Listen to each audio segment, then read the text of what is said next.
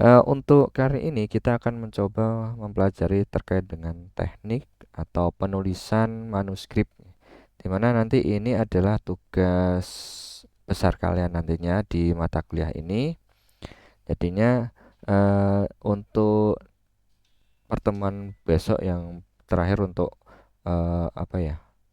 Untuk ujiannya itu saya tidak memberikan soal, tapi ujiannya berdasarkan dari pembuatan manuskrip publikasi. Ya. Jadi kalau kalian nanti sudah selesai manuskripnya, ini kan pertemuannya hanya 7 kali ya, karena satu SKS. Jadi nanti ujiannya itu berupa pengumpulan pembuatan manuskrip dari topik atau penelitian yang kalian eh, buat nantinya. Oke, jadi yang pertama untuk ini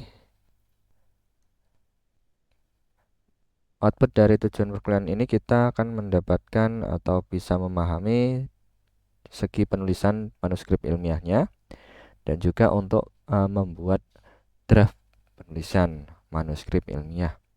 Ya, nanti ini saya memberikan materinya ya. Jadi nanti silahkan kalian pahami, resapi dan buat untuk manuskripnya. Jadi apa yang perlu kita siapkan sebelum mulai menulis ya? Sebelum kita menulis, kita siapkan dulu terkait dengan publikasi riset karya ilmiah. Dan kita harus mempertanyakan dulu mengapa kita perlu mempublikasikan hasil karya riset ini atau riset kita semua ya. Yang pertama adalah kita harus memperhatikan beberapa poin ini. Apa sudah ada kontribusi ilmiah? Apakah sudah ada permasalahan yang berhasil dipecahkan? Terus apakah data yang dimiliki itu sudah menyatakan perspektif ilmiahnya? Atau bagaimana yang termutakhir ya, hasil-hasil yang termutakhir yang saat ini yang sama pada bidang kalian semuanya. Ya, yang sudah ada yang sama. Ini ya.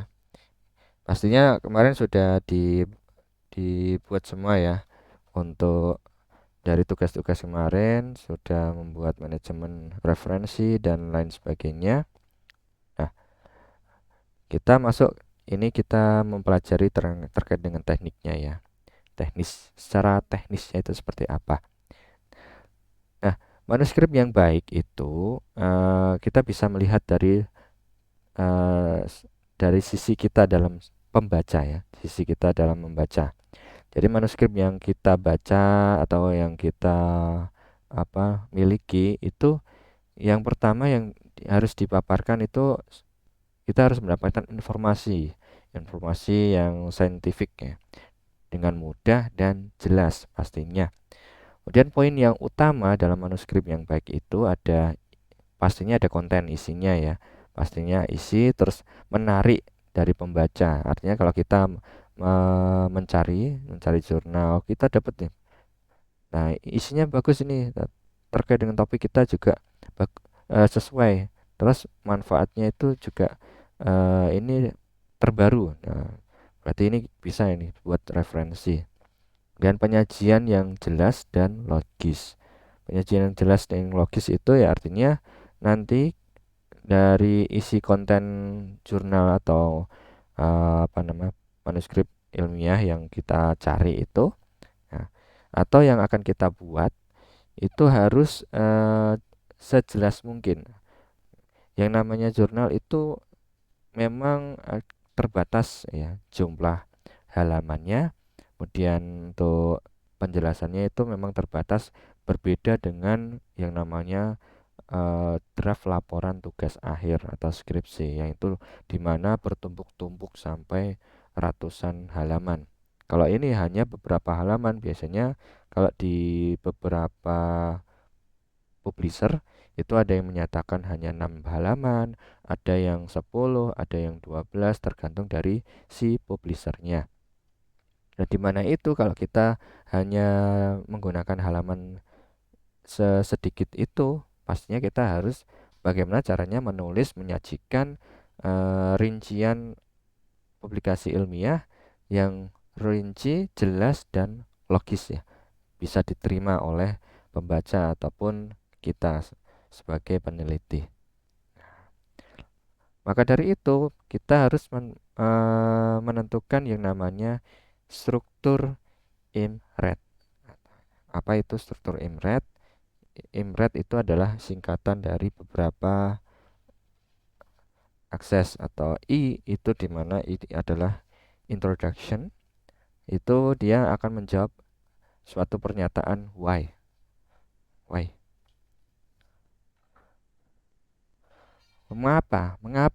Mengapa sih kamu membuat penelitian ini? Nah, jadi katakan pada katakan kepada diri kita sendiri, mengapa mengapa kita harus membuat riset ini. Nah, kita tuangkan pada paper kita atau naskah kita. Nah, itu yang paling utama adalah introduction atau pendahuluannya itu apa, dimana dalam isi pendahuluan ini itu menjawab suatu pernyataan why, mengapa. Lihat metodenya. M itu adalah metode atau metode, itu harus menjawab when, where, how much. Nah, when kapan kita ini dilakukannya, di mana kita melakukan ini, bagaimana caranya. Bisa by metodenya kan by step-step, mungkin kan metode kalian untuk membuat riset itu bagaimana. Nah, berapa banyak yang diperlukan, jumlahnya, waktunya, ataupun materi dan lain sebagainya. Itu pasti itu harus muncul di metodenya. Kemudian result atau hasil ya. Ini menjawab apa? Harus menjawab apa? Hasilnya itu apa? Setelah kita dapat tadi di introduction itu mengapa kita lakukan ini metode seperti ini, terus hasilnya apa? Nah, hasilnya itu apa? Nah, itu ya. Terus end discussion. Terus apa yang harus dilakukan? So what? Nah, discussion artinya kita dapat data sekian, terus data ini tuh mau buat apa? Mau diapakan atau mau dilakukan untuk proses selanjutnya atau tidak. Nah, seperti itu ya. Nah, oke. Dari sini ada yang tanyakan terlebih dahulu terkait dengan IMRET structure. Ntar saya cek ada WA ini. Oke. Gimana teman-teman?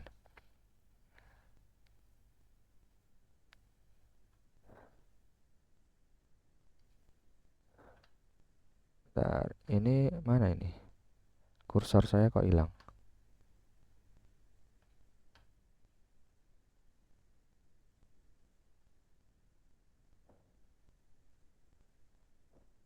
Masih mendengarkan saya ya? Bisa mendengarkan? Halo? Iya Pak, masih Pak. Oke, kita lanjut. Masih Pak. Tidak ada yang tanyakan ini? Atau kita lanjut dulu? Siap, masih jelas Pak. Oke, Lanjut Pak. kita lanjut terkait dengan tadi ya. Tadi kan persiapan menulis. Ini sekarang kita menulis. Yang pertama yang harus kita siapkan adalah pemilihan jurnal yang tepat. Kemarin di tugas pertama kita sudah mencari ya jurnal-jurnal sesuai dengan topik atau riset yang kalian dapatkan atau kalian pilih. Dimana yang penting itu untuk jurnal yang tepat itu ya, kita lihat lingkup atau tujuan jurnal yang dituju. Artinya kita mau melakukan publisher kemana atau melakukan publikasi ke jurnal siapa atau jurnalnya di mana. Karena kita kan kita dirgantara ya, artinya di penerbangan, maka yang perlu kita tuju jurnal-jurnal yang adalah jurnal penerbangan. Itu fokus utamanya. Tapi tidak menutup kemungkinan eh, makalah yang akan kita publikasikan atau topik yang kita publikasikan itu juga perlu mengacu dari eh, tema dari topik yang bisa kita angkat. Artinya kalau misalkan kita membahas terkait material dan di mana ini memang banyak kadang ada yang tidak masuk ke penerbangan atau membahas UAV tapi membahas terkait ke lebih merinci di materialnya ataupun di komposisi pembuatan. Nah, itu nanti ya bisa juga masuk ke jurnal selain jurnal penerbangan. Tapi fokus kita atau outcome dari jurnal ini atau makalah kita itu memang digunakan untuk penerbangan. Jadi tidak menutup kemungkinan bisa masuk ke jurnal yang lain atau tidak jurnal di Dirgantara ya. Tapi kalau misalkan ini memang membahas terkait dengan kedirgantaraan atau penerbangan ya kita fokus saja masuk ke jurnal mana, jurnal STKD lah, ya, misalkan seperti itu. Kemudian segmen pembacanya itu siapa? Nah, karena kita masuk ke dirgantaraan ya fokus kita ya dirgantara. Terus topik-topiknya juga dan yang paling utama adalah faktor impact faktornya. Kalau misalkan nasional ya eh, pastinya nanti yang membaca ya dari publik Indonesia lah. Nasional kan seluruh Indonesia. Kalau internasional itu nanti akan bisa dibaca oleh seluruh dunia atau internasional lah. Seluruh dunia yang ada di sini nanti bisa membaca ataupun mengaksesnya seperti itu. Kemudian kita harus pahami dengan jelas petunjuk penulis jurnal ya bagi penulis karena setiap yang pernah saya sampaikan yang kemarin ya, setiap publisher itu mempunyai aturan atau penetapan penulisan jurnal yang spesifik ya.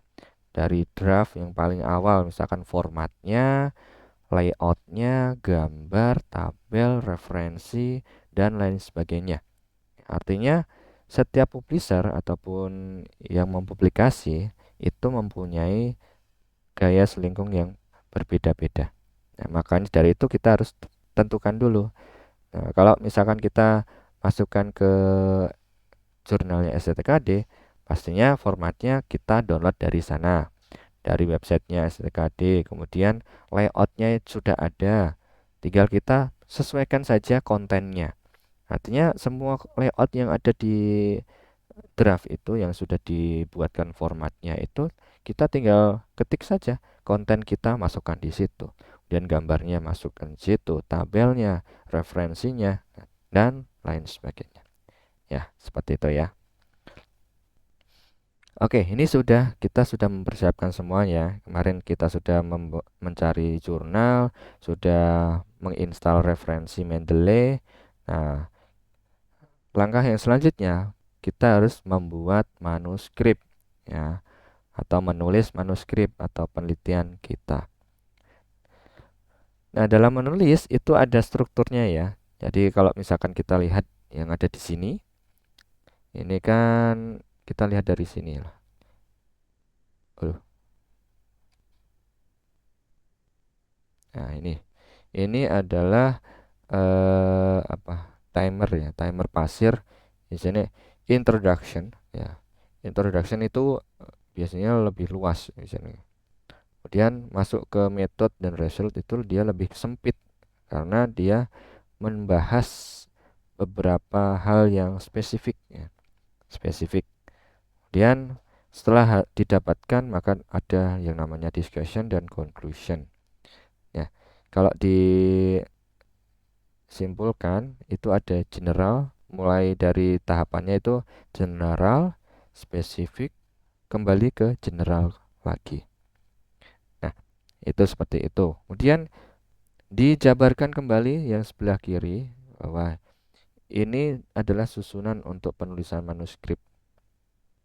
Jadi sebenarnya dalam melakukan penulisan manuskrip, judul atau abstrak itu adalah pengerjaan yang terakhir. Ya, biasanya orang-orang ataupun seperti kita masing-masing lah membuat tugas akhir atau skripsi. Nah, kadang kita menulis atau mempertimbangkan judul dulu. Nah, judul kita gimana gini gini gini. Nah, seperti itu ya. Jadi, yang pertama harus kita siapkan itu bukannya judul, tapi data. Ya, data yang paling penting. Artinya, kalian punya data atau referensi apa? Atau topik, misalkan memang judul itu terakhir, tapi yang penting yang harus disiapkan adalah topiknya dulu. Topik kita mau kemana? Ke penerbangan, ke material, atau ke elektrikal. Nah, topiknya gitu. Kemudian kalau kita sudah punya topik, ya udah kita cari aja datanya. Data yang perlu kita butuhkan apa? Misalkan tadi data-data untuk membuat komposit, ya, kita dapat data dari penelitian terdahulu dari 5 tahun terakhir. Itu yang paling eh, bagus ya. 5 tahun terakhir itu yang paling bagus, yang terbaru itu yang paling bagus. Nah, setelah dapat data, maka kita bisa menentukan metode, hasil, dan discussionnya. Artinya metode yang cocok untuk kita buat atau kita lanjutkan penelitian ini, riset ini adalah apa. Boleh menggunakan metode dari penelitian terdahulu, atau metode yang sekarang, atau metode yang saat ini ada. Jadi, atau misalkan kita bandingkan dengan metode yang ada. Beberapa metode kita bandingkan. Dan kita bisa mendapatkan hasil, discussion, discussion. Setelah itu hasilnya apa?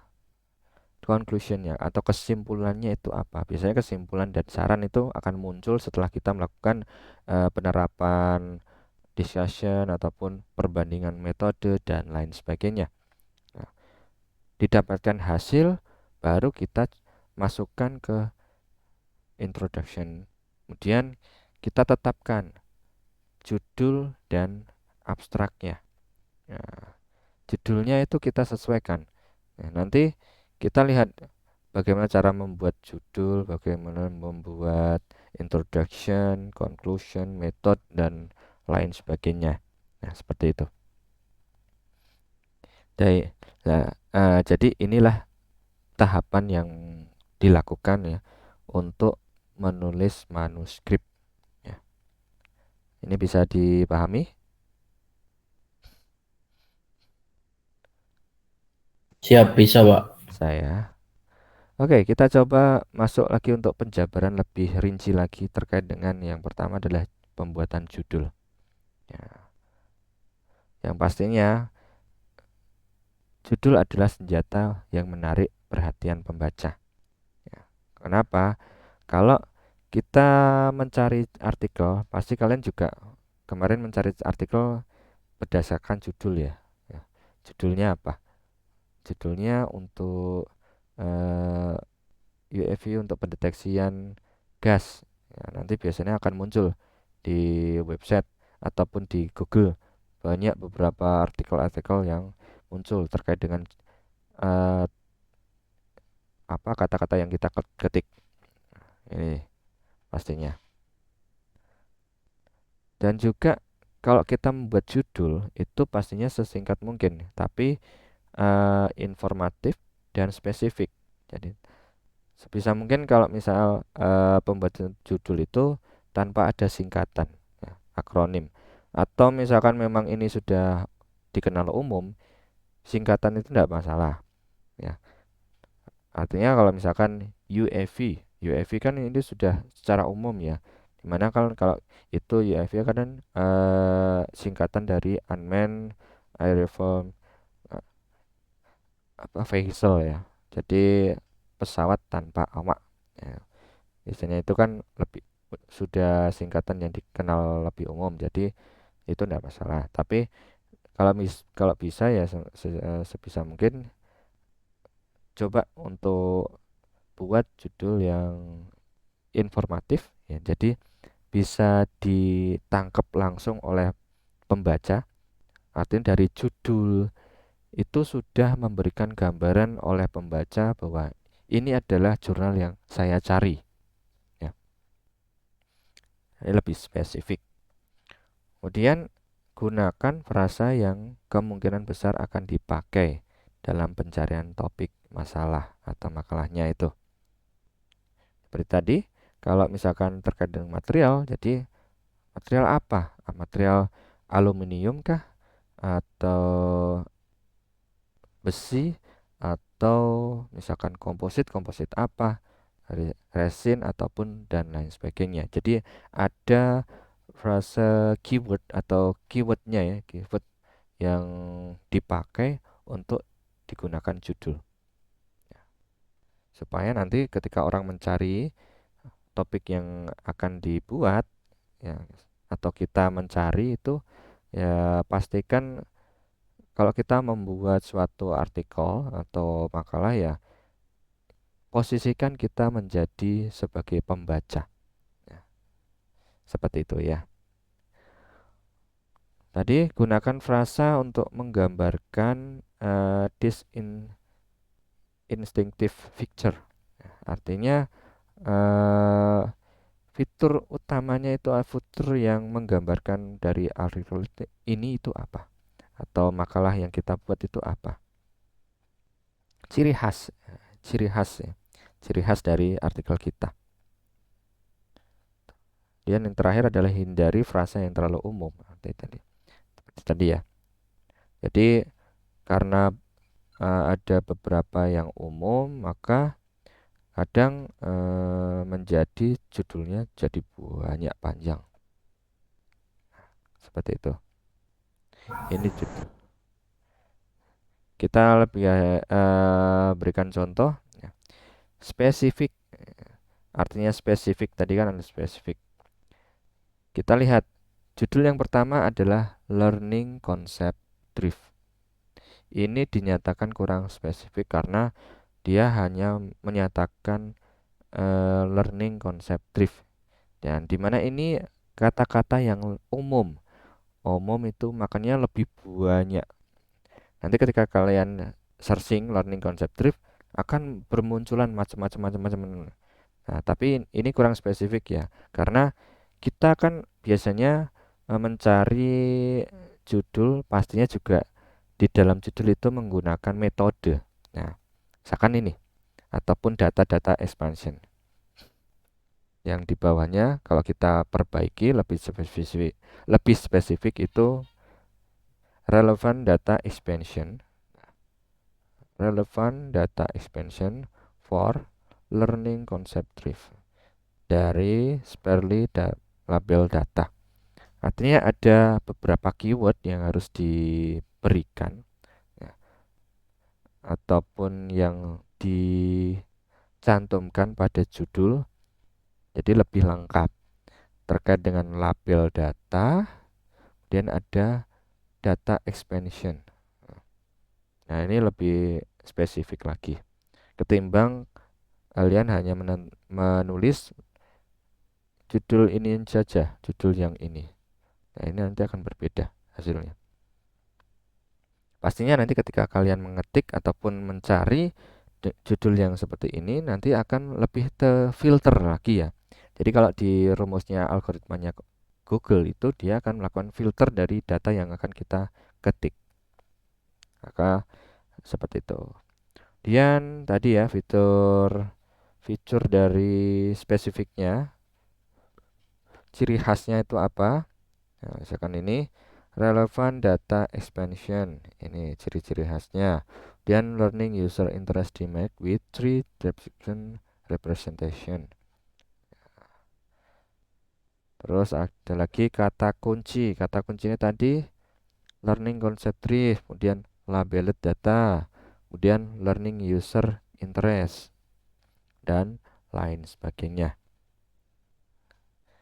Jadi seperti ini ya untuk pembuatan judul.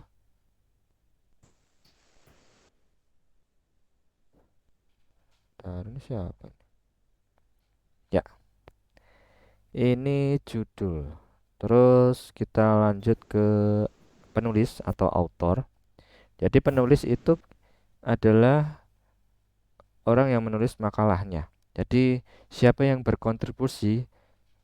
Biasanya penulis kan, kalau kita sebagai mahasiswa ataupun taruna-taruni, kita sebagai penulis satu. Nah, Terus ada penulis lainnya ndak? Ada, walaupun tidak menulis secara langsung, tapi berkontribusi sebagai mereview ataupun eh, melakukan editing dan checking dan lain sebagainya, yaitu penulis yang kedua, ketiga. Biasanya siapa? Dosennya.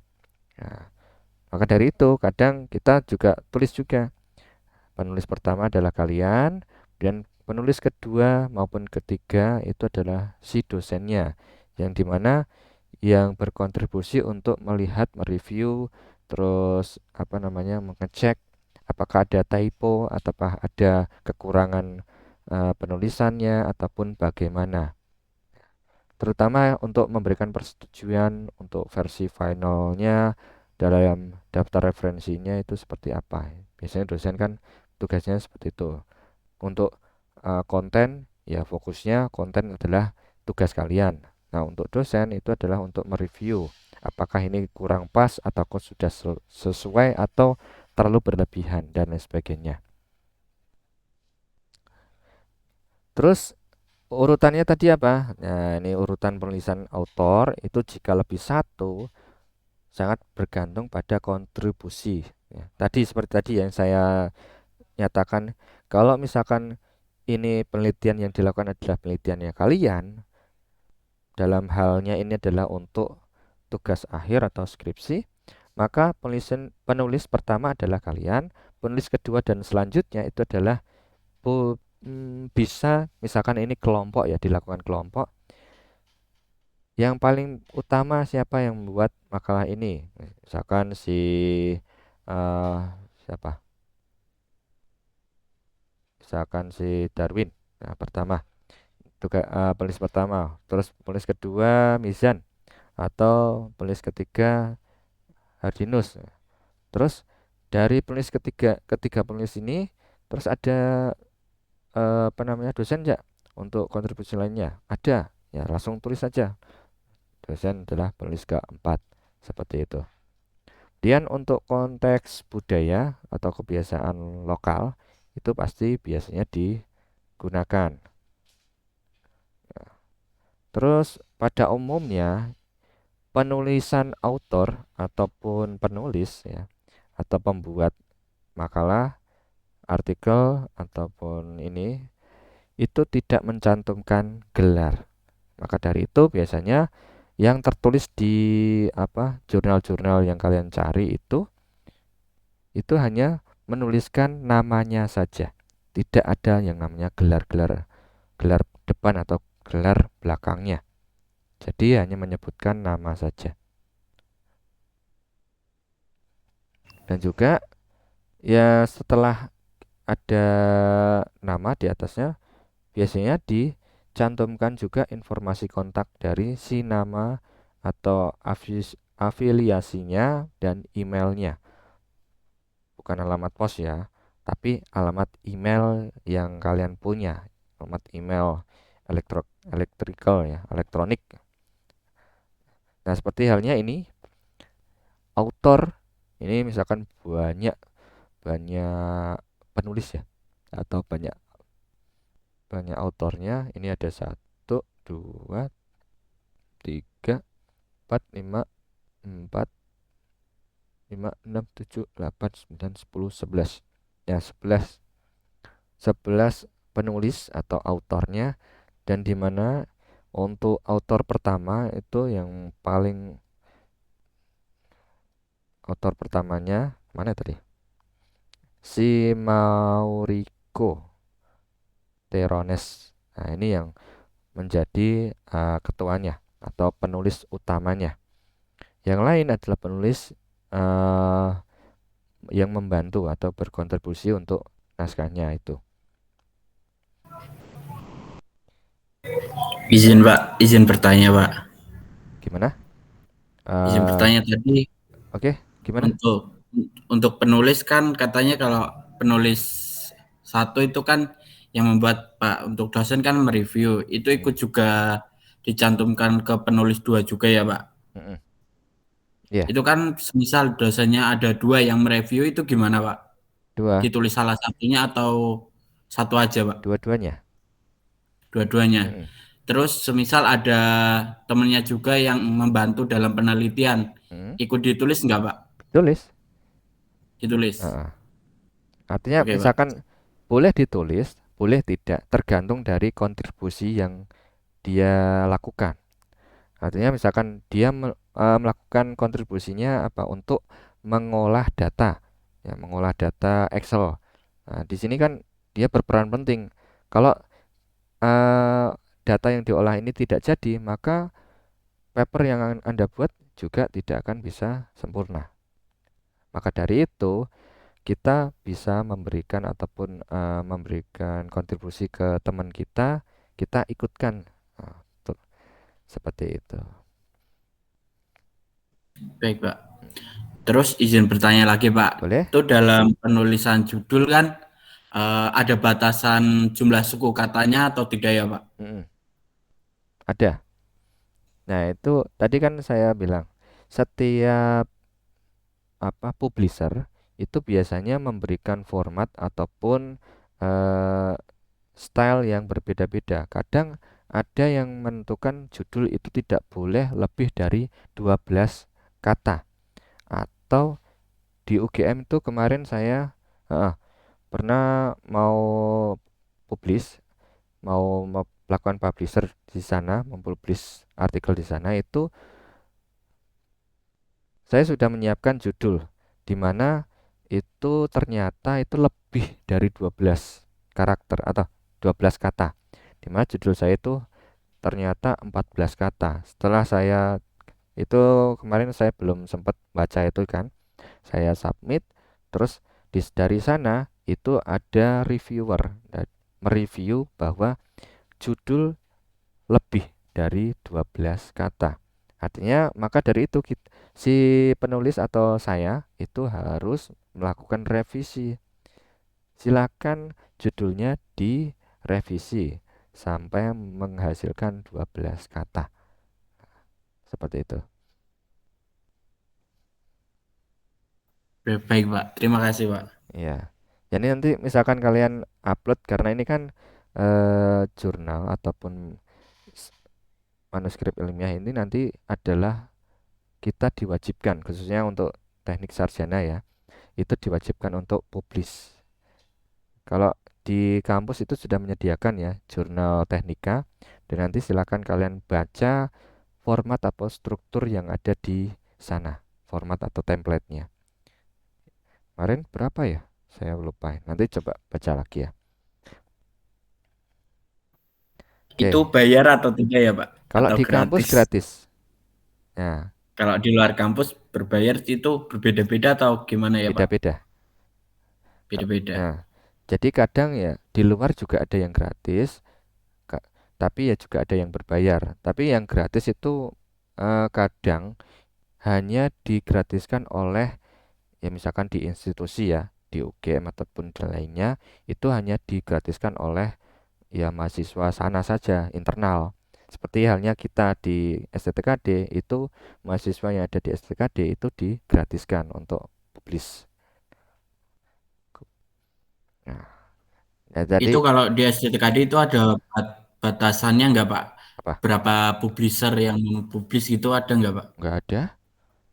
Malah Nggak ada ya Pak? dipersilakan semakin banyak artikel yang dipublis, maka nanti akan semakin tinggi juga impact factor yang nanti akan didapatkan oleh publisher dan juga imbal baliknya nanti ya nama kamu ketika di searching nanti banyak artikel yang akan muncul, kontribusinya akan lebih tinggi.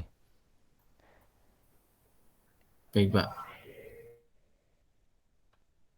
Tidak masalah nanti misalkan kalian punya apa artikel apapun penelitian riset, publis saja. Jadi nggak usah ragu.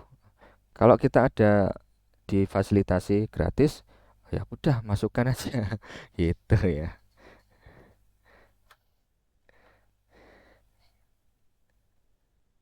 Waduh, koneksi internetnya. Bentar, bentar, bentar. Oke, ini ada yang tanyakan lagi?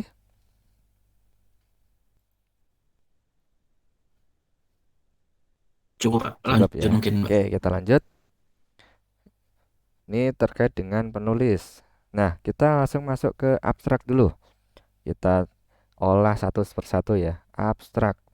Nah, biasanya abstrak ini adalah menggambarkan keseluruhan isi dari artikel atau manuskrip kita, atau manuskrip yang kita dapatkan dari internet itu tanpa harus membaca dari awal sampai kesimpulan di bawah. Ya. Artinya sebenarnya kalau kalian membaca di abstrak itu adalah rincian ataupun eh, apa ya istilahnya, ringkasan dari isi konten pada jurnal yang kalian dapatkan. Kan di abstrak itu memenuhi terkait dengan masalah apa yang diselesaikan, metode yang dipakai, terus hasil utama yang diperoleh apa. Nah, hasilnya seperti apa. Nah, di situ sebenarnya sudah mencakup keseluruhan. Maka dari itu biasanya kalau kita sebagai pembaca, saya sendiri pun setelah dapat jurnal, saya akan membaca abstraknya. Tidak membaca dari apa introduction, metode di bawah sampai kesimpulan, enggak. Tapi yang saya baca adalah abstraknya. Apakah data masalah yang dihadapi di penulis ini sama ataukah tidak? Kemudian metode yang dipakai itu apakah sama atau tidak, atau membandingkan beberapa metode atau bagaimana? Kemudian hasil utama yang diperoleh itu apa? Ataukah dengan metode ini dia lebih bagus atau dengan metode yang kedua itu lebih jelek, atau perbandingan seperti apa. Nah, dari situ sudah kalian dapatkan sebenarnya itu. Nah, itu hanya gambaran utama. Nah, misalkan ini sudah cocok, klop untuk jurnalnya, oh ini artikel ini sudah masuk ini jadi referensi utama saya. Maka dari eh, itu kan ada misalkan di hasil utama, di terakhir hasilnya ada hasil berapa persen sekian sekian. Nah, data ini tuh bagaimana cara mengolahnya? Nah, barulah kita baca, kita lihat di halaman berikutnya terkait dengan data pengolahan yang persentase tadi. Misalkan seperti itu. Ini abstrak. Biasanya itu ditulis dalam satu paragraf, tapi tergantung tak lagi. Jadi tergantung dari si publishernya. Kembali lagi ya, tergantung dari publishernya. Apakah nanti ditulis dalam satu paragraf atau dua paragraf atau tiga paragraf. Tapi biasanya memang hanya ditulis satu paragraf. Nah, yang paling biasanya eh, dilimitasi atau diperhatikan adalah berapa kata yang muncul di paragraf apa di abstrak itu. Biasanya eh, paling ya sebesar 200 hingga 250 kata. Tapi tidak menutup kemungkinan lebih dari itu. Misalkan 300 kata. Eh, Tergantung dari publishernya kembali lagi di situ. Kita lihat contohnya ya. Ini ini contoh untuk abstraknya. This paper. Jadi artikel ini menggunakan metode ekstrak parameter interior permanen magnet sinkron motor IPMSM. Nah, yang dipresentasikan eh, oleh conditioning geometric properties. Ya, ini adalah kelebihan yang ditawarkan oleh makalah ini. Ya. This method atau metode ini simple parameter estimation since geometrical property is readily available to easy measure from its design stage of IPM SM development. Nah, ini metode yang ditawarkan. Artinya metode kita yang misalkan kita membuat penelitian, maka perlu kita cantumkan metodenya itu bagaimana. Nah, metodenya kita melakukan ini. Nah, lalu eh, setelah kita menjabarkan metode ini, nah, dengan metode ini itu diharapkan bisa menyelesaikan suatu masalah. Nah, setelah itu maka kita melakukan pendekatan ataupun memberikan apa namanya pemrosesan atau pengolahan pendekatan yang dilakukan untuk menyelesaikan masalah dengan metode ini. Nah, ini diverifikasi ya. to verification dan bla bla bla bla. Nah, sampai di situ ini adalah metode pendekatannya kita dalam melakukan penyelesaian masalah. Setelah tidak dilakukan pengolahan penyelesaian masalah tadi, baru kita cantumkan hasilnya, hasil utama yang diperoleh. It can be shown that represented method give good agreement result with the FEA. Nah, jadi FEA ini adalah hasil yang dilakukan oleh simulasi. Simulasi yang telah dilakukan dari beberapa parameter yang dicantumkan. Nah, ini dilihatkan. Nah, di sini kan kita tidak tahu berapa persentasenya, berapa hasil yang didapatkan. Nah, dengan metode ini, simulasi ini. Nah, kalau misalkan di sini kita sudah apa namanya? Sudah masuk, wah ini jurnal ini sudah bagus nih untuk referensi kita. Nah, kita coba lihat di eh, halaman berikutnya terkait dengan hasil dan pembahasannya. Nah, seperti itu. Ini terkait dengan abstrak ya tadi ya. Gimana? Abstrak apakah sudah dimengerti atau masih kurang paham? Izin bertanya Pak, bedanya abstrak sama kesimpulannya itu apa ya Pak? Beda abstrak dan kesimpulan. Ya, Kalau abstrak itu dia berisikan dari tadi. Ada apa latar belakangnya, ada permasalahan, ada tujuan, metode, dan hasilnya. Kalau kesimpulan itu hanya menampilkan hasil yang didapatkan berdasarkan permasalahan yang ada. Itu. Apa tadi? Kalau di kesimpulan itu hanya menampilkan hasil yang didapatkan berdasarkan masalah yang dicari atau masalah yang kita selesaikan. Permasalahan yang kita selesaikan apa? Nah, kita kan di awal sudah mempunyai masalah ini. Kenapa pesawat tidak bisa terbang dengan stabil? Pesawat tidak terbang stabil. Nah, terus kita mempunyai apa namanya hipotesa awal. Ini tidak stabil karena horizontal stabilisernya tidak bisa imbang. Maka dari itu kita buat metode bagaimana kita menyelesaikan masalah itu dengan metode ini itu, dan didapatkan hasil. Bahwa hasil dengan metode seperti ini itu bisa membuat pesawat ini bisa stabil terbang. Nah, itu di kesimpulannya. Gimana, Isan? Apakah bisa dimengerti? siap, paham Pak. Paham ya? Oke, kita lanjutkan. Oh, setelah abstrak kita lihat keyword ya. Keyword. Keyword adalah kata kunci ya. Jadi kata kunci itu lebih spesifik ya.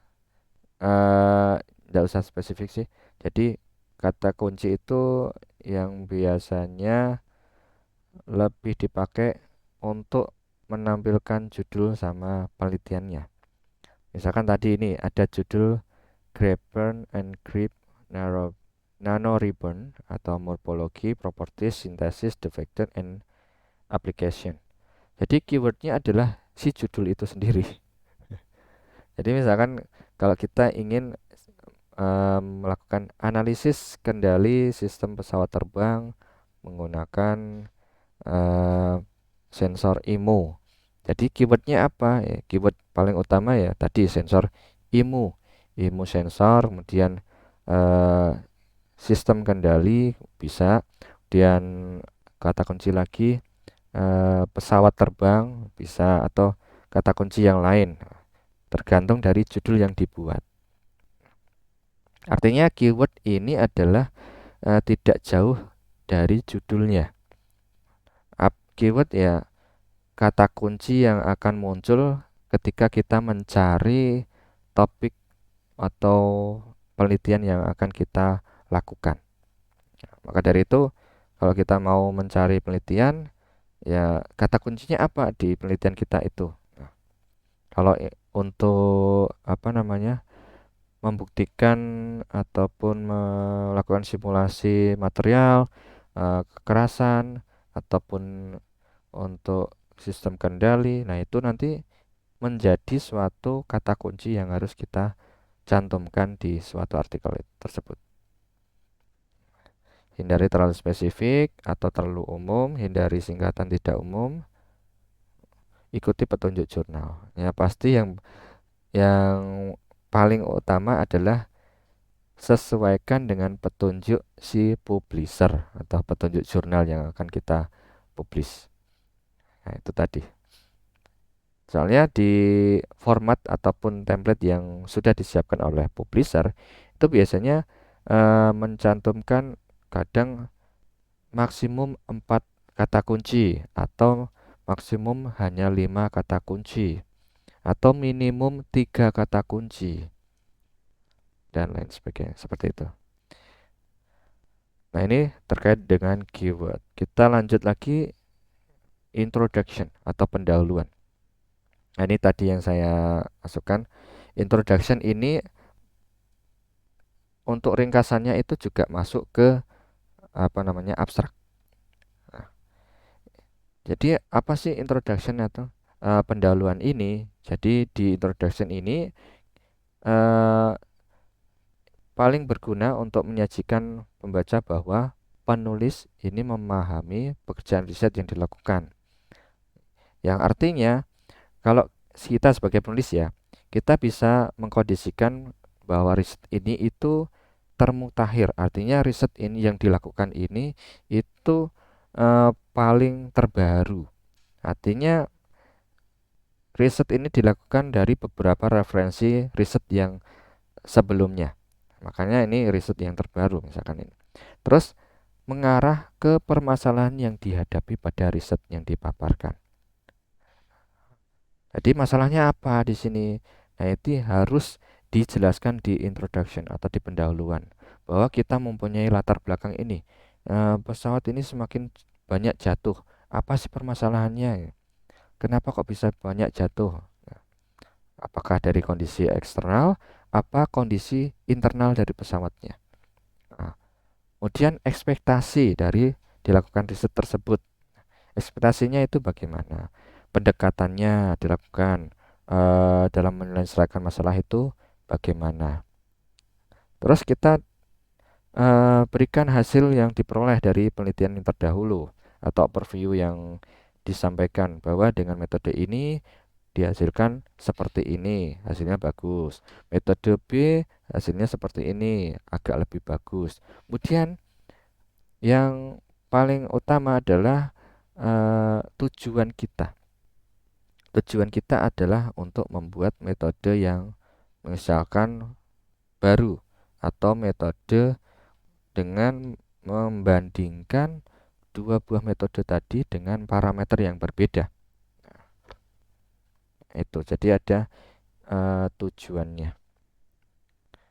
Nih, misalkan contoh konteks umum terkait dengan penelitian yang dilakukan. Ini ada market penetration, mobile gadget. Ini setelah sukses dari gadget mobile, dari contohnya smartphone, tablet, device has been enough grown the data traffic internet. Jadi data internet ini semakin tinggi setelah adanya penumbuhan gadget. Dan di sini terkonfirmasi global mobile data grew ini sebanyak 69% dari tahun 2011 ke 2014. Nah, ini kata konteks umum yang dilakukan oleh penelitian kita atau yang sebelumnya. Jadi ada sumber-sumber referensi sebelumnya sebelum kita melakukan penelitian yang dilakukan. Nah, konteks umumnya atau konteks khususnya yang akan kita lakukannya ini, kita perhatikan yang berikutnya, paragraf berikutnya itu adalah di Indonesia total dari banyaknya yang menggunakan operator ya, banyak penggunaan operator, tri operator itu sampai 250 miliar ya akumulasinya. Ini ada beberapa operator ya. Ini mobile conditionnya 15%, 97,2%. Fixed mobile broadband ada 1,1, 22%. Ini didapatkan dari penelitian nomor 2, si peneliti 2. Nah, ini lebih ke konteks yang terkait dengan penelitian yang akan dilakukan. Karena ini saya ambil contohnya dari paper yang membahas terkait dengan jaringan networking internet. Nah, di sini disebutkan problem atau permasalahan yang dihadapi. Therefore, accurate broadband user forecasting is needed to obtain accurate estimation to grow user. Jadi, broadband ini ada permasalahan ketika atau jaringan ini digunakan oleh banyak user. Dan konsekuensinya ini cost yang diinvestasikan juga akan meningkat. Ini ada problem outline-nya. Kemudian didapatkan kita studi literatur yang terdahulu juga, apakah ada kelemahan, apakah ada pengembangan yang dilakukan, dan lain sebagainya. Ini disebutkan di sini. Terus kita sebutkan bahwa metode ini, autonomous metode, provide good accuracy. However, some them using relatively many parameter which way difficult forecasting broadcast demand user. Jadi setelah kita baca materi studi latar penelitian terdahulu, kita dapatkanlah metode ini yang paling cocok. Nah, kita sebutkan seperti itu.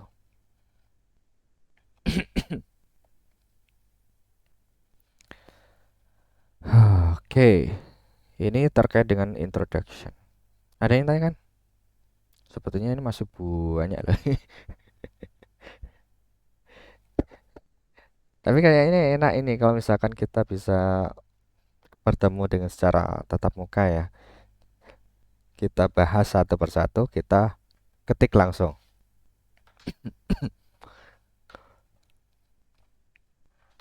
Tapi tidak bisa ya karena kita masih kebanyakan di kampung halaman. Ya udah, terpaksa online dulu aja. Gimana? Ada yang tanyakan dulu sebelum kita lanjut? Izin bertanya Pak, untuk mencari kekurangan dari penulis itu kita biasanya mencarinya di bagian mananya ya Pak? Kekurangan penulis itu biasanya ada di kesimpulan. Ya, di kesimpulan tuh kan kebanyakan mencantumkan hasil, kemudian setelah hasilnya itu biasanya dicantumkan saran. Sarannya itu apa? Nah, itu biasanya mencantumkan kelemahan ataupun kekurangan yang dilakukan oleh penelitian terdahulu. Ya, di situ. Kemudian juga bisa ke hasil hasil pembahasan. Itu bisa didapatkan di misalkan dalam pengolahan data ataupun penampilan grafik. Kita lihat grafiknya misalkan ini lebih bagus, kemudian di pengolahan kedua itu ada turun, drop ataupun bagaimana, itu nanti bisa kalian sebagai nyatakan sebagai kelemahannya atau kekurangannya. Jadi seperti itu.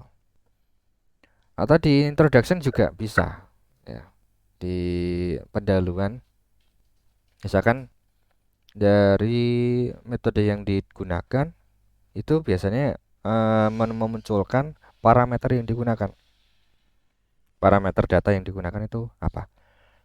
Apakah ada 3, apakah ada 2, atau ada 5, dan lain sebagainya.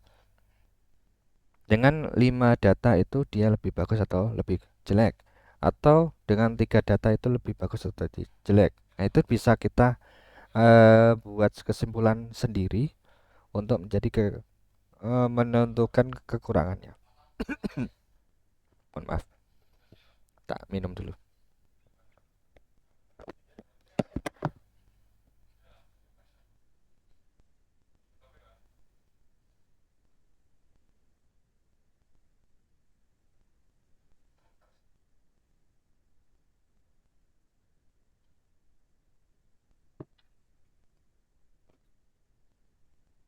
Oke, jadi seperti itu, Mizan. Apakah ada yang ditanyakan lagi? Siap, paham Pak. Terima kasih Pak. Oke, oke.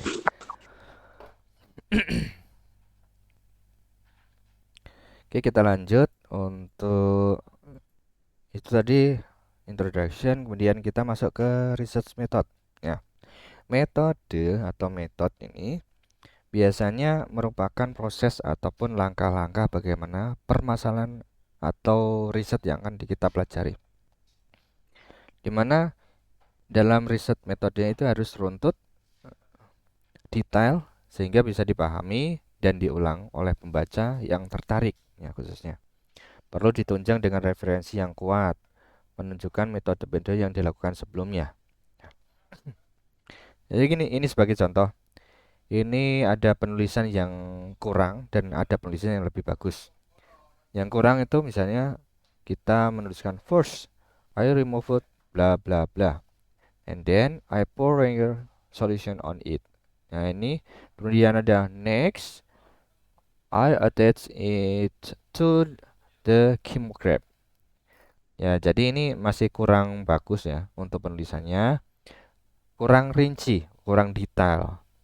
Jadi kita sebagai pembaca ya, kita sebagai pembaca itu eh, mencoba mengulang-ulang pembacaan ataupun pemahamannya. Jadi ini masih kurang runtut dan detail. Maka dari itu, kalau lebih bagusnya harus dirinci kembali atau runtut.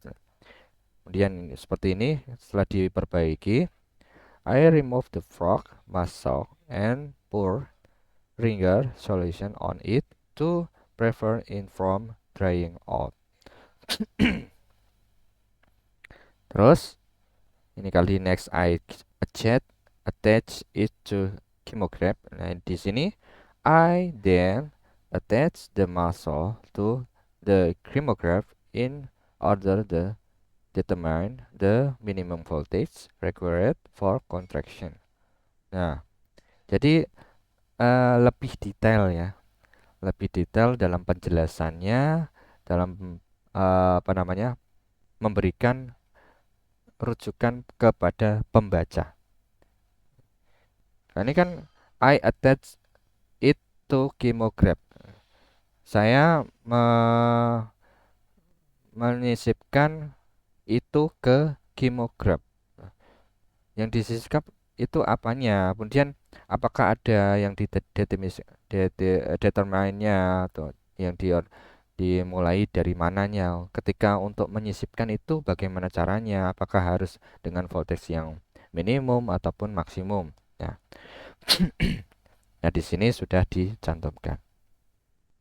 Ini metode. Jadi, nanti kalau kalian membuat rancangan metode atau proses langkahnya itu sebisa mungkin buat kata-kata yang mudah dipahami orang dan rinci.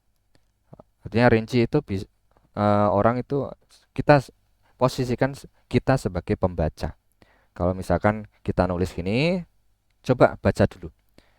Apakah kita resapi dulu? Apakah kata-kata ini sudah cocok atau belum?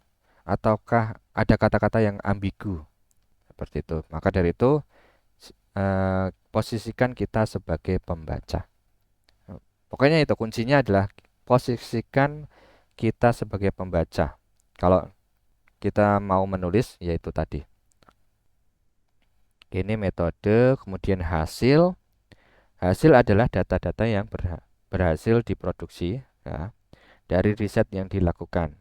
Misalkan dari pemaparan yang jelas, mudah dipahami, menunjukkan hasil yang direpresentasikan dari tujuan.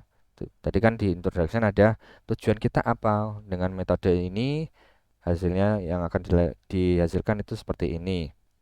Ditunjukkan dengan hasil seperti grafik, gambar, dan lain sebagainya. Itu yang penting itu grafik yang jelas, mudah dibaca, skalanya, tidak perlu menampilkan tabel yang terlalu panjang. Seperti halnya ini.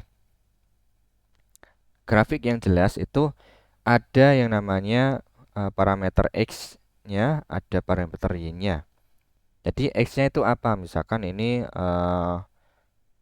kolesterol. Ini parameter kolesterolnya, ini untuk entrapen efisiensinya, persentase efisiensinya. Semakin tinggi kolesterolnya, efisiensinya nanti akan semakin bagaimana persentasenya. Nah, seperti itu. Dan misalkan tabel, tabel itu juga harus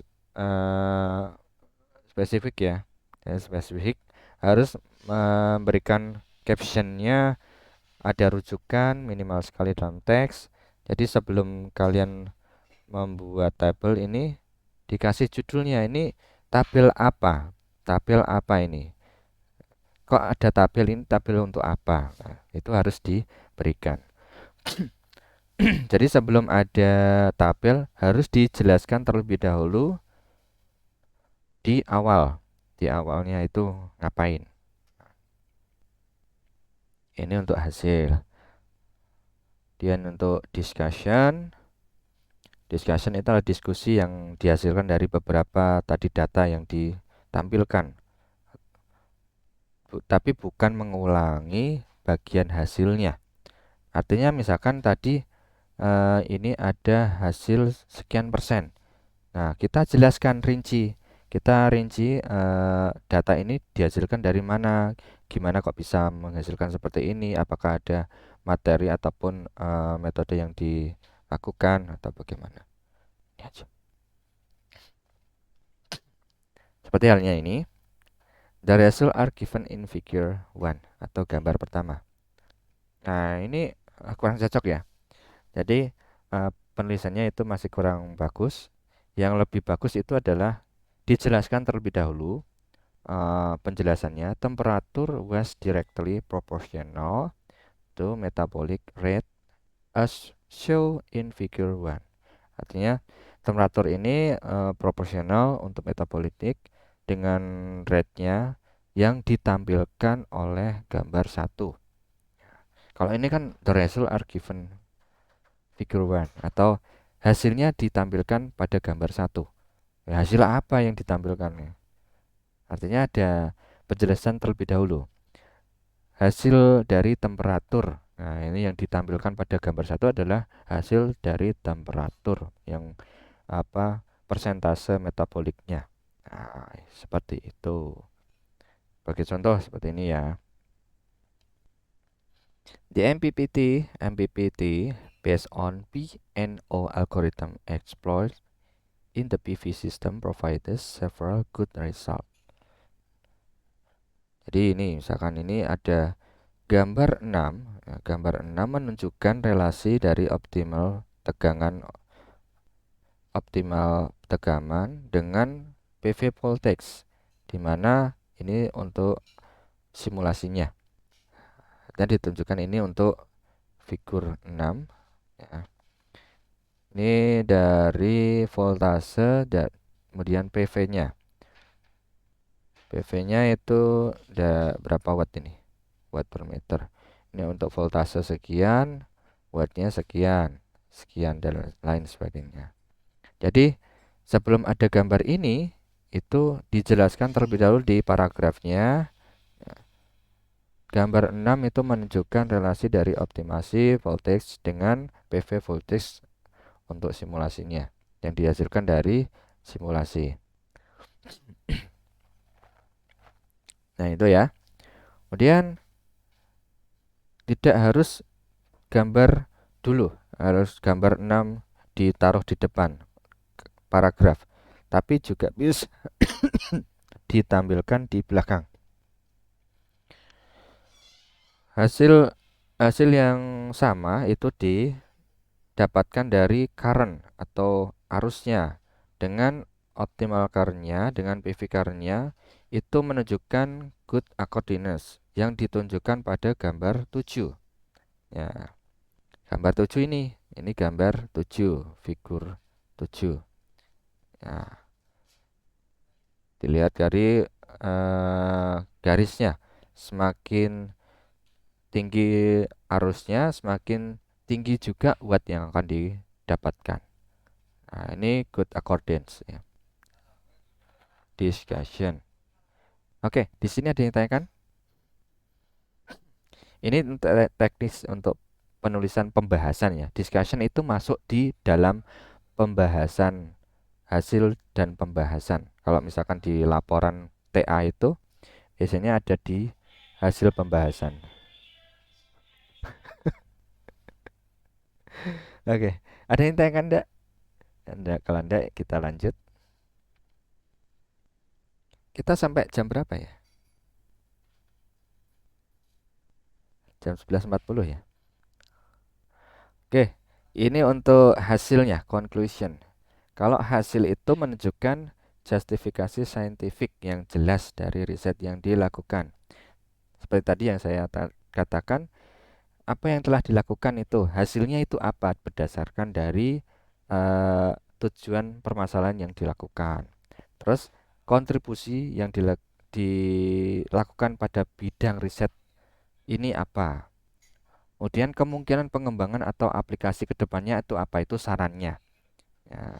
Jadi ada hasil yang dilakukan, kemudian ada kontribusinya itu di bidang apa? Kemudian itu yang ketiga, poin ketiga adalah penelitian ini bisa dilanjutkan atau tidak, atau ada saran apa di situ. Itu untuk conclusion atau kesimpulan itu ada 3 hal tersebut. Hasil ini diterapkan pada bidang apa, nanti ada lanjutan enggak, atau ada kekurangan enggak di dalam ini. Biasanya kan kita cantumkan kekurangannya apa, kemudian di penelitian selanjutnya kita berikan solusi. Ini kekurangannya di sini kurang stabil karena belum ada sensor magnetonya ataupun sensor kestabilan lainnya. Maka di penelitian selanjutnya silakan ditambahkan dengan sensor lainnya, sensor magnetonya seperti itu. Nah, seperti itu ya. Ini menjelaskan hasil yang tadi ditanyakan. Seperti ini. Ini apa yang telah dilakukan. In this paper, modeling menggunakan 1,6 kilowatt power PV ya. Conducted simulation result verified proposed model work well part by part. Jadi simulasi yang dilakukan itu model proporsionalnya itu berjalan dengan bagus dibandingkan dengan ini. Kita membandingkan dengan hasil yang sebelumnya. Is good. Kemudian kemungkinan pengembangan dan aplikasi kedepannya itu apa? Jadi sling improvement should be made selected MPPT. Jadi ini bisa dilakukan ataupun dibuat dalam pembuatan model yang selanjutnya. Ini yang terakhir biasanya ada yang namanya acknowledgement. Jadi ini memberitahukan tentang sponsor, artinya atau ucapan terima kasih kepada tadi misalkan teman kita. Jadi khususnya bukan anggota peneliti ya, bukan anggota peneliti yang ikut melakukan penelitian. Artinya misalkan apa ya, teman kita yang menyemangati atau misalkan dosen lain yang bukan dosen pembimbing kita atau apalah. Jadi seseorang ataupun kolega yang membantu kita dalam melakukan penelitian, tapi itu bukan anggota peneliti. Artinya hanya pendukung, di luar pendukung. Hanya mendukung kita. Yang pernah kita ajak diskusi, misalkan dosen kita harusnya dosen A, tapi kita mencoba berdiskusi dengan dosen lainnya. Ya, mungkin kita bisa mencantumkan dosen B ini telah apa namanya? Telah mengajari atau berdiskusi terkait dengan metode ini bla bla bla dan lain sebagainya. Atau ucapan terima kasih kepada reviewer atau anonymous ya. Iya, seperti itu. Untuk referensi itu tadi ya, apakah pakai apa atau stylenya IEEE atau Chicago style dan lain sebagainya. Nanti tergantung dari si publishernya. Maka dari itu silakan nanti untuk membuat referensi itu pakailah Mendeley. Oke. Citation itu tadi ya. Terus yang ini aspek lain dalam penulisan manuskrip ya, selain tadi panjang jumlah halaman itu tergantung dari publisher, data dan materi suplemen. Dan layout dan formatnya itu juga singkatan, bahasa, aturan yang ditetapkan, bahasanya, gaya penulisan singkat, jelas, objektif. Nah, oke. Jadi yang terakhir adalah pastikan ini paper kita diterima. Itu acceptance. Attention of detail, check the double check word, consider review, comment English must be good, presenter important, take the time, revision, acknowledgement, new, critical and ethical rule must be obeyed. Oke, itu tadi untuk perkuliahan yang bisa kita pelajari hari ini. Apakah ada yang tanyakan terlebih dahulu? Cukup, Pak. Cukup ya. Oke. Baik, kalau tidak ada yang tanyakan, mungkin ini bisa kalian pelajari kembali di e-learning. Untuk hari ini tidak ada tugas, tapi ini sebagai bahan kalian dalam nantinya membuat tugas akhir dari mata kuliah publikasi teknik ini.